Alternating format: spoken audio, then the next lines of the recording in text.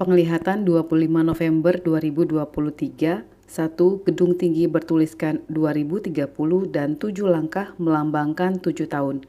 2 nyala api 2024 sampai 2025 dan tahun 2050. 3 penglihatan pemimpin Cina XC berkuasa.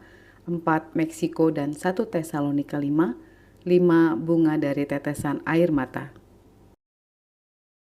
Gedung tinggi 2030 dan 7 langkah melambangkan 7 tahun.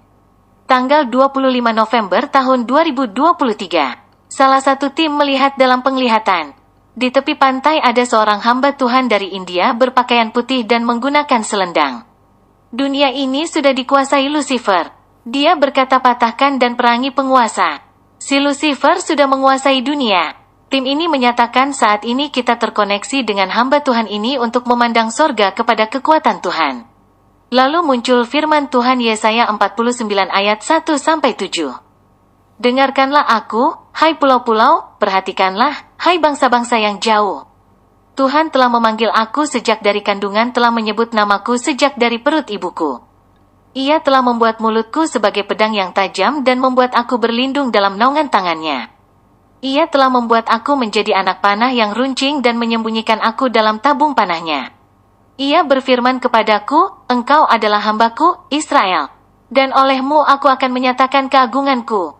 Tetapi aku berkata, aku telah bersusah-susah dengan percuma, dan telah menghabiskan kekuatanku dengan sia-sia dan tak berguna. Namun, hakku terjamin pada Tuhan dan upahku pada Allahku. Maka sekarang firman Tuhan, yang membentuk aku sejak dari kandungan untuk menjadi hambanya, untuk mengembalikan Yakub kepadanya.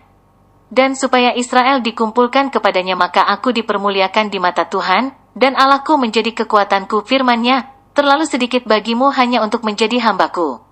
Untuk menegakkan suku-suku Yakub dan untuk mengembalikan orang-orang Israel yang masih terpelihara. Tetapi aku akan membuat engkau menjadi terang bagi bangsa-bangsa supaya keselamatan yang daripadaku sampai ke ujung bumi. Beginilah firman Tuhan, penebus Israel, Allahnya yang Maha Kudus. Kepada dia yang dihinakan orang, kepada dia yang dijijikkan bangsa-bangsa, kepada hamba penguasa-penguasa, raja-raja akan melihat perbuatanku, lalu bangkit memberi hormat. Dan pembesar-pembesar akan sujud menyembah, oleh karena Tuhan yang setia, oleh karena yang Maha Kudus, Allah Israel, yang memilih engkau. Setelah itu tim ini melihat dalam penglihatan. Tim doa sedang berjalan di padang rumput dan melihat ke depan. Di depan itu ada gedung-gedung tinggi berwarna putih dan di gedung itu ada tulisan besar berwarna putih, namun putih yang berbeda. Tahun 2030 dan di bawahnya tulisan, sesuatu yang akan terjadi. Lalu tim berdoa bagi sesuatu yang direncanakan untuk tahun 2030.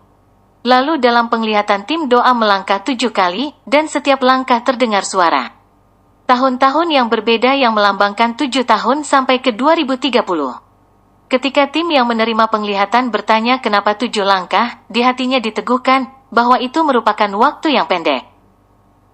Lalu tim ini melihat dalam penglihatan, di langkah yang ke-7 ada tulisan Amerika, di langkah yang ke-6 ada tulisan China dan ada wajah pemimpinnya.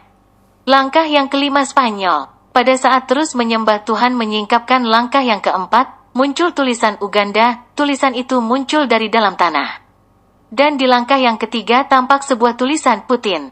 Di langkah yang kedua Tuhan memperlihatkan gambar Pulau Kalimantan, tampak seperti tenggelam tapi bukan karena air, dan tim ini menyebutkan mungkin karena masalah. Pada saat terus menyebutkan Kalimantan di dalam doa, terdengar suara. Dalam penglihatan ini seperti dari dalam hutan, suaranya, pulau ini akan menjadi pusat. Pulau ini akan menjadi pusat. Di dalam penglihatan ini, dari Kalimantan ada panah timbal balik, garisnya berwarna merah darah ke pemimpin China, XJ, dan dari pemimpin China ada panah ke Kalimantan. Lalu tim berdoa melepaskan damai sejahtera terkhusus untuk Kalimantan. Setelah itu terdengar suara, perkatakan Yesaya 27. Pada waktu itu Tuhan akan melaksanakan hukuman dengan pedangnya yang keras, besar dan kuat atas Lewiatan, ular yang meluncur, atas Lewiatan, ular yang melingkar. Dan ia akan membunuh ular naga yang di laut. Pada waktu itu akan dikatakan, bernyanyilah tentang kebun anggur yang elok.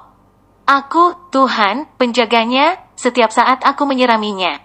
Supaya jangan orang mengganggunya, siang malam aku menjaganya, kehangatan murka tiada padaku. Sekiranya tampak kepadaku putri malu dan rumput, aku akan bertindak memeranginya dan akan membakarnya sekaligus, kecuali kalau mereka mencari perlindungan kepadaku dan mencari damai dengan aku, ya mencari damai dengan aku. Pada hari-hari yang akan datang, Yakub akan berakar, Israel akan berkembang dan bertunas dan memenuhi muka bumi dengan hasilnya. Apakah Tuhan memusnahkan umatnya seperti ia memusnahkan orang yang memusnahkan mereka? Atau apakah ia membunuh umatnya seperti ia membunuh orang yang membunuh mereka? Dengan menghalau dan dengan mengusir mereka, engkau telah melawan mereka. Ia telah menyisihkan mereka dengan anginnya yang keras di waktu angin timur.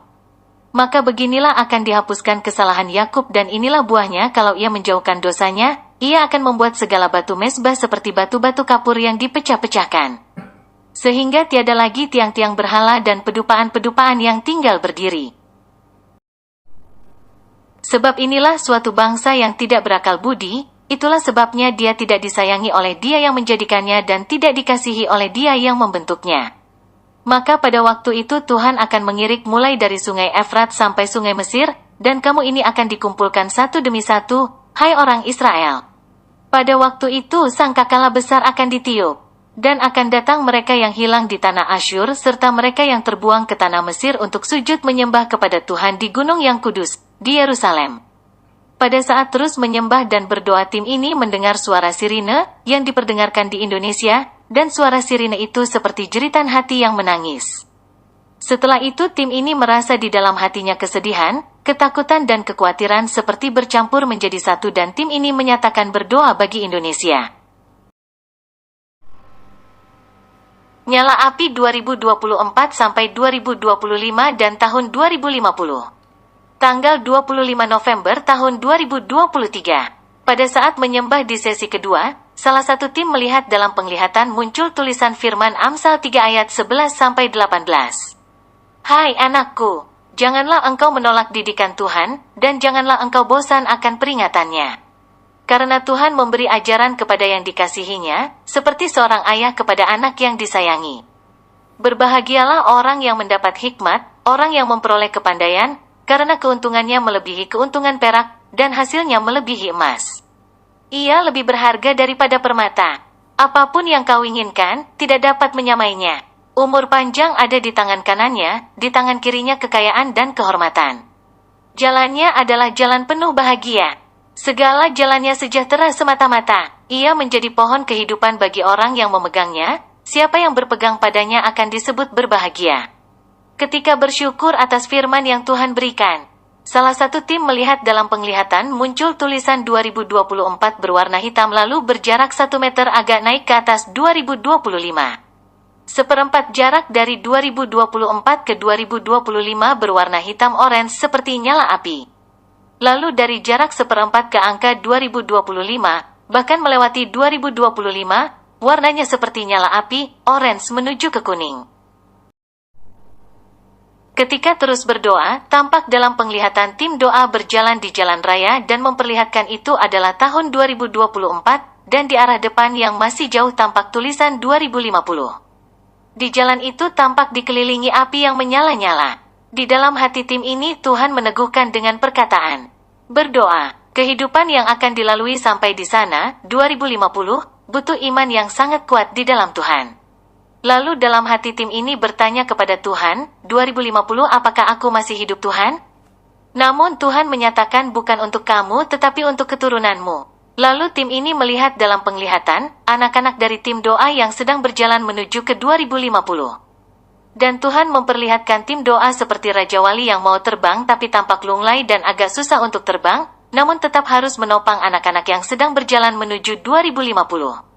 Lalu Tuhan memberikan kekuatan dengan firman Mazmur 54, doa dalam menghadapi musuh. Untuk pemimpin biduan, dengan permainan kecapi, nyanyian pengajaran Daud, ketika orang Zifi datang mengatakan kepada Saul, Daud bersembunyi kepada kami. Ya Allah, selamatkanlah aku karena namamu, berilah keadilan kepadaku karena keperkasaanmu. Ya Allah, dengarkanlah doaku, berilah telinga kepada ucapan mulutku. Sebab orang-orang yang angkuh bangkit menyerang aku, orang-orang yang sombong ingin mencabut nyawaku, mereka tidak mempedulikan Allah. Selah sesungguhnya, Allah adalah penolongku, Tuhanlah yang menopang aku. Biarlah kejahatan itu berbalik kepada seteru-seteruku, binasakanlah mereka karena kesetiaanmu. Dengan rela hati aku akan mempersembahkan korban kepadamu, bersyukur sebab namamu baik, ya Tuhan. Sebab ia melepaskan aku dari segala kesesakan, dan mataku memandangi musuhku.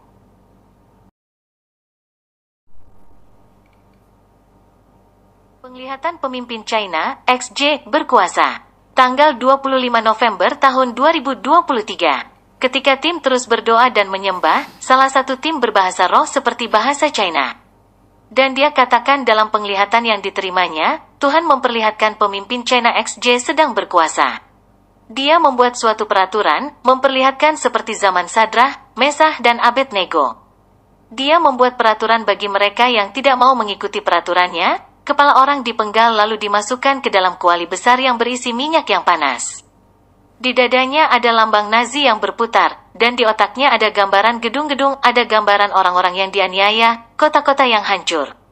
Dia katakan dialah Tuhan, tapi dalam penglihatan itu tim yang menerima penglihatan mengatakan kepada XJ, bukan kamu tapi Yesuslah Tuhan.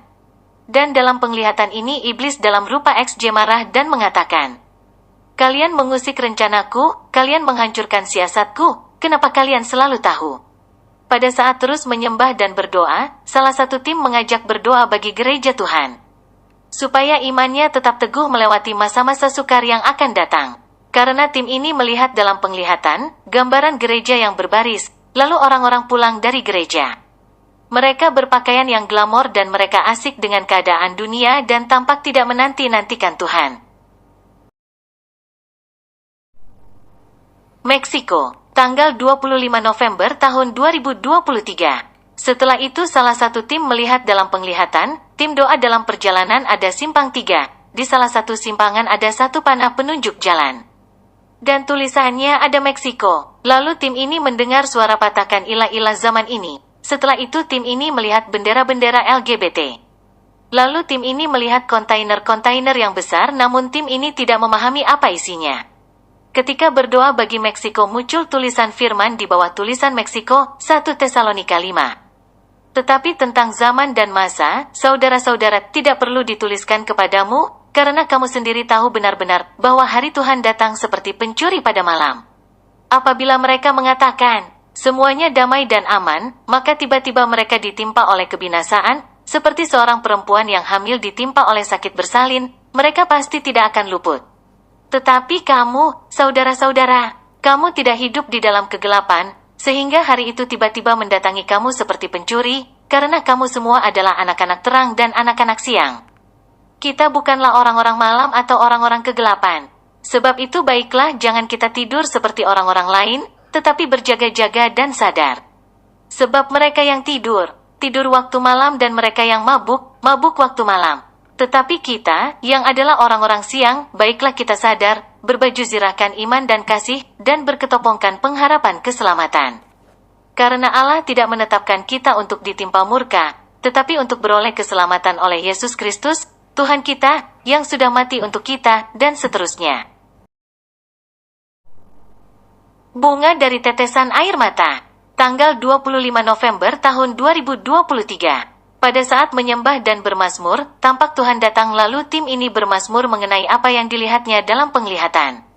Hai engkau yang bertelinga, dengarkanlah senantiasa Tuhan datang bagimu, di setiap langkah kakimu, matanya tertuju di setiap kehidupanmu, tangannya terulur ketika engkau akan jatuh. Dia berikan kekuatan ketika engkau lemah. Dia beri engkau penghiburan ketika engkau di dalam duka. Dialah pertolongan bagimu yang menyerukan nama Yesus. Dia sendengkan telinganya bagi seruan hatimu. Hatinya terbuka, tangannya terulur, kakinya melangkah dan mendekat kepadamu, dan dikatakannya, hai biji mata Tuhan, aku mengasihi engkau yang kupilih, kasihku abadi, janjiku suci, hatiku tulus. Engkau yang memilih, pundakmu kuberi beban, tanganmu kuberikan senjata untuk menghancurkan setiap musuh. Kakimu kukenakan kasut kerelaan untuk melangkah bagi keselamatan jiwa-jiwa. Di dalam peperangan ini, kupakaikan engkau baju zirah, baju pertahanan di dalam tubuhmu. Di kepalamu kuberikan ketopong, di mulutmu kuberikan kuasa. Kuasa yang memperkatakan kekalahan bagi musuhmu dan membawa kemenangan di dalam Tuhan. Siapakah yang ada di hadapanmu yang mengiring langkahmu sebagai pahlawan yang gagah perkasa? Dialah yang maha tinggi, yang maha mulia, yang maha kudus. Dia juga mengatakan kepada kita, engkaulah muridku, murid yang bijaksana yang menerima pengajaran dari sorga. Pengajaran firman yang kudus, firman yang hidup, firman yang meneguhkan. Ia pun membuka tangannya, tangan yang berlubang paku, tanda cintanya. Dikatakannya bagimu, aku mengasihi engkau hai anakku, akulah Bapamu yang memberikan roti bagimu. Yang memberikan kehidupan di dunia yang fana ini. Direntangkan tangannya dan dibawanya engkau di bawah tangannya, dan dikatakannya aku melindungi engkau hai biji mataku, sahabatku yang kukasihi. Itu yang dikatakannya saat ini. Adakah sakit yang kau rasakan? Adakah pilu yang kau alami? Adakah duka yang kau lalui? Adakah kesesakan yang kau lewati? Pandanglah kepada sahabatmu ini. Akulah sahabatmu yang mendengarkan keluh kesahmu. Aku memahami hatimu sebagai sahabat bagimu. Aku hiburkan hatimu, aku berikan kekuatan. Aku berikan perlindungan seperti tiang awan tiang api di setiap langkah kakimu. Jubahku sama dengan jubahmu, itulah tandanya aku sebagai manusia yang penuh kasih kepadamu. Kuberikan mahkota di kepalamu sebagai tanda kemenangan yang kau bawa di dalam kerajaanku. Dan kukatakan kepadamu saat ini hai Panglima yang gagah perkasa. Kau bawa kemenangan, upahmu besar di dalam sorga. Apa yang kau ikat di bumi terikat di sorga, apa yang kau lepaskan di bumi akan terlepas di sorga. Peganglah firman ini hai biji mataku. Engkau sebagai prajurit, prajurit yang bertanding yang mengalahkan musuh, yang membawa kemenangan.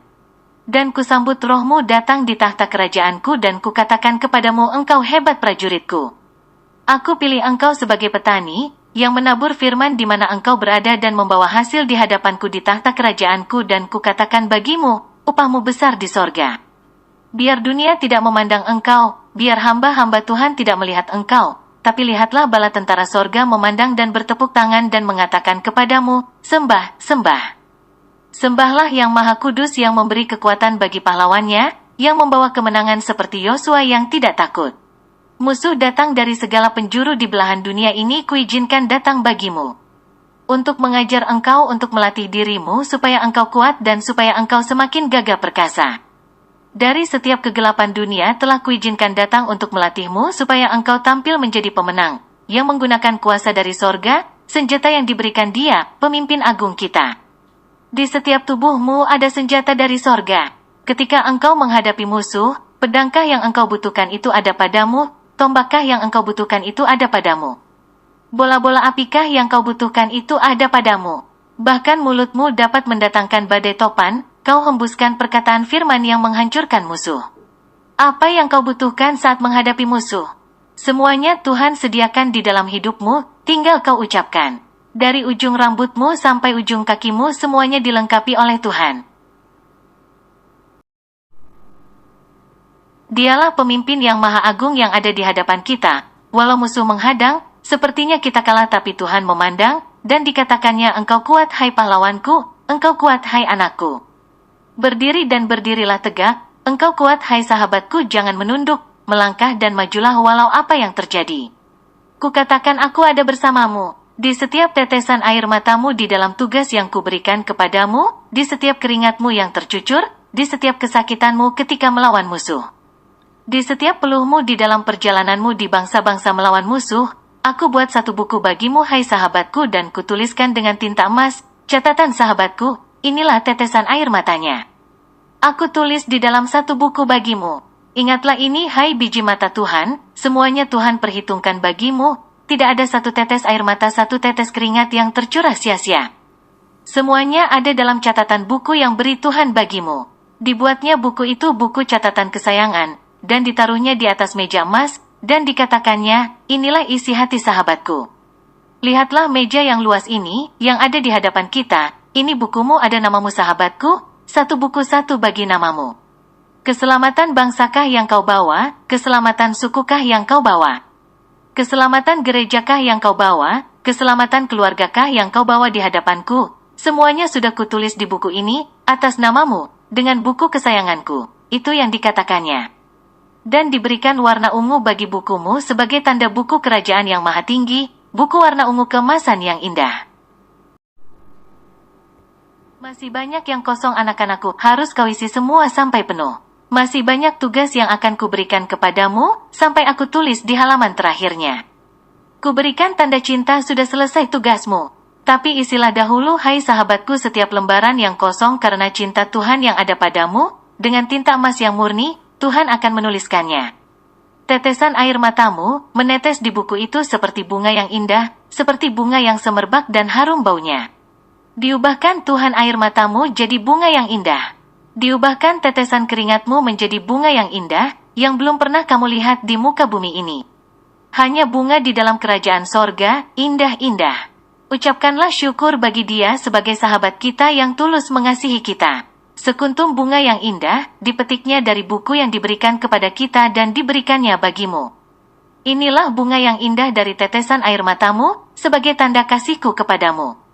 Terimalah tanda mata dari Tuhan, tanda cintanya sekuntum bunga yang indah yang belum pernah kita lihat di dunia ini. Begitu indah dari air mata kita, diubahkannya air mata kita menjadi bunga yang indah dan diberikannya kepada kita. Dan namamu ada terukir di dalam bunga itu dan dikatakannya juga. Seperti inilah aku mengukir namamu di dalam hatiku. Kusimpan dengan baik namamu di hatiku, kuukir di dalam hatiku, dan dikatakannya bersukacitalah engkau yang bertelinga. Sekali lagi kukatakan bersukacitalah. Tuhan Yesus memberkati.